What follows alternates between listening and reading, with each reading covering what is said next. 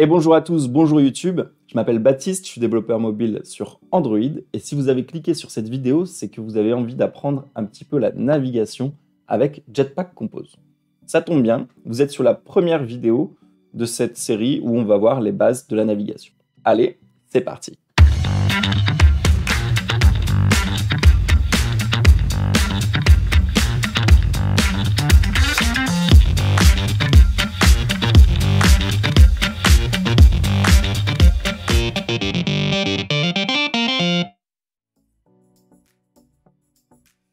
Alors pour commencer, on en a déjà parlé avec les fragments, on a déjà fait un peu de navigation avec les fragments, mais là on va le faire avec Jetpack Compose, donc avec des composables. Pour ça, on va devoir rajouter une première dépendance ici, qui va être la dépendance Navigation de Compose. Donc moi, j'ai déjà ajouté dans le projet, elle est ici, tout est synchronisé, donc on peut démarrer. J'en ai profité pour ajouter une nouvelle activité, on va partir de quelque chose d'assez neutre pour l'instant. Et ensuite, vous le voyez, on est dans l'application qui nous sert de support. On verra plus tard comment passer de la navigation avec les fragments à une navigation en full compose. Alors, pour faire de la navigation, il va nous falloir au moins plusieurs écrans, ça paraît logique. Donc, on va commencer assez classiquement en définissant, par exemple, un premier composant qui va être la vue d'accueil de notre navigation. Ici, on va créer la fonction. On la met à l'extérieur, c'est une fonction composable. Et elle aura simplement une colonne avec un texte pour dire que c'est l'accueil et un bouton pour dire que on puisse aller vers un écran de détail. On verra après ici comment la navigation fonctionne. On peut déjà mettre, on verra après. Dans un second temps, on va créer un écran de détail, Detail View. Donc on va prendre la même qu'ici et on va faire Detail. Et on va avoir un bouton qui va être le bouton Retour, vers le back. On peut utiliser le retour du système, mais on va voir aussi comment on peut le faire si on doit le faire manuellement. J'en profite rapidement pour faire des previews et on voit ce que ça donne. Donc là, on a nos deux écrans, on va vouloir naviguer de l'un à l'autre en avançant et en reculant. Donc pour la suite, on regarde un peu la documentation et on va voir de quoi on a besoin. Alors si on regarde bien, ici on va voir qu'on a besoin d'un nav controller. Ça c'est amusant parce qu'on l'a déjà utilisé quand on fait de la navigation avec les fragments, donc plus ou moins on connaît. Et on va avoir besoin d'une fonction composable navHost qui est utile pour justement définir un graphe de navigation. Ce navHost, justement, dans celui-ci, on va pouvoir utiliser la fonction prédéfinie composable. Et ben c'est simple, on va le mettre en place tout simplement. Alors de retour sur notre projet, donc vous voyez ici, on a la différence entre les deux écrans. On peut retirer ça.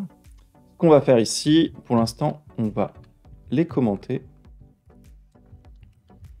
Donc dans un premier temps, on va récupérer un nav controller. Donc pour ça, on va utiliser la fonction prédéfinie remember nav controller qui nous permet de récupérer notre nav controller. Parfait. Et ensuite, on va faire un nav host. Donc si on regarde bien, il a besoin de deux paramètres. Donc on va utiliser ici notre nav controller et on va pas mettre le deuxième paramètre. Pourquoi? Parce qu'il y a deux façons d'utiliser le nav host et moi je préfère la seconde.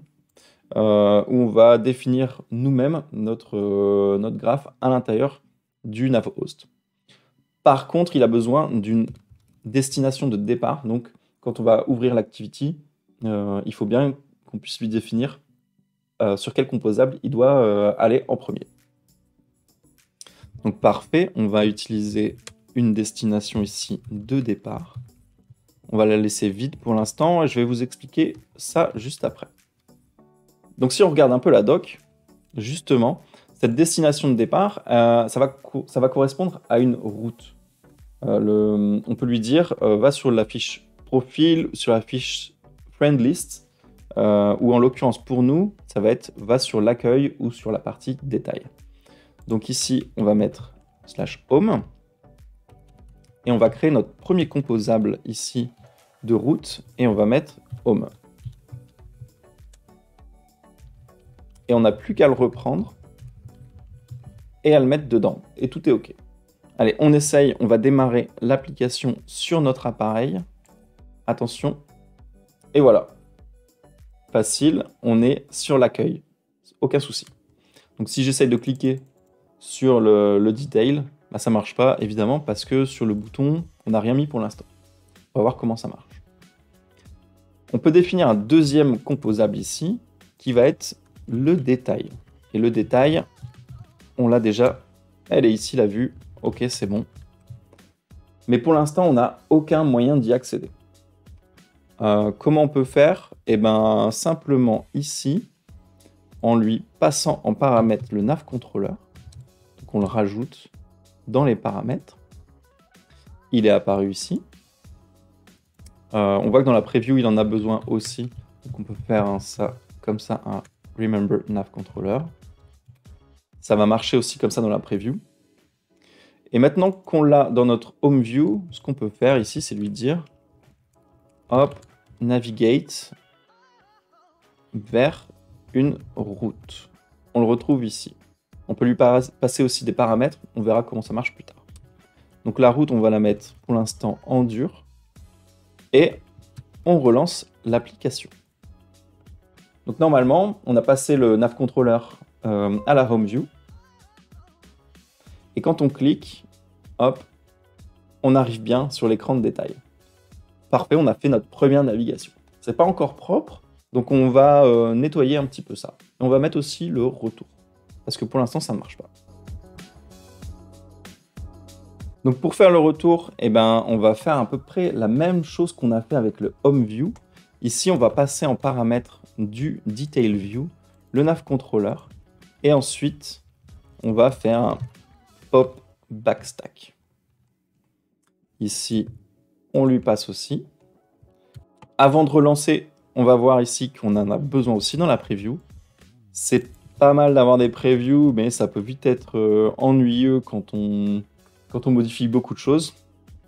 Et si on relance, attention, on a notre home, on fait détail, on arrive bien sur détail, et on fait retour, on retourne bien sur la home. Si je vais dans le detail et que je fais le bouton back, on arrive bien sur la home aussi. Donc là-dessus, aucun souci, tout est bien coordonné. Néanmoins, j'aimerais bien revenir sur quelque chose qui n'est pas super clean pour l'instant. C'est le fait d'avoir ici des routes qui soient en dur. En fait, la route, c'est ce qui correspond un peu sur un site web à une URL. Et on n'a pas envie trop qu'il y en ait dans n'importe quel composable, qu'on ait ici, par exemple, en dur, le mot detail, qui va correspondre à une route, mais qui est dans une autre fonction. Donc il y a une solution assez commune qui est utilisée, c'est d'utiliser des sealed classes, qui vont être des screens, et qui vont posséder la route en elle-même. Et à partir de là, on peut faire un object home avec une screen qui va être, par exemple, /home. On va avoir la même chose ici avec un detail. Et on met le detail ici. Et ensuite, eh bien, on va définir ici que la route principale, ça va être la home, directement en utilisant cet objet. On va faire la même chose pour les composables.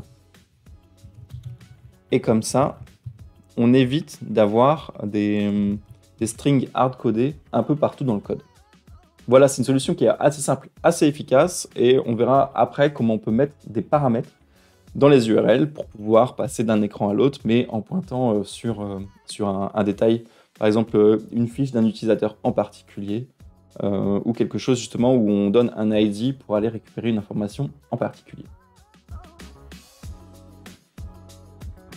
Et voilà, maintenant vous avez les clés pour commencer à faire de la navigation avec Jetpack Compose. Le code que j'ai fait est dispo sur le repository Git. Alors pour l'instant, c'est pas encore très propre, mais justement dans les prochaines vidéos, on va voir où on va situer un petit peu les classes et les fonctions. Et je peux d'ores et déjà vous dire que dans la prochaine vidéo, on va passer des arguments justement entre les composants pour la navigation. On va les récupérer dans le view model d'une façon assez propre. Et ensuite, on va aussi faire un peu de navigation hosting. Je vous expliquerai un petit peu ce que c'est. Comme d'habitude, n'hésitez pas à mettre un pouce, un commentaire, à vous abonner, à partager. Et on se retrouve pour la prochaine vidéo. Allez, amusez-vous bien et bon code!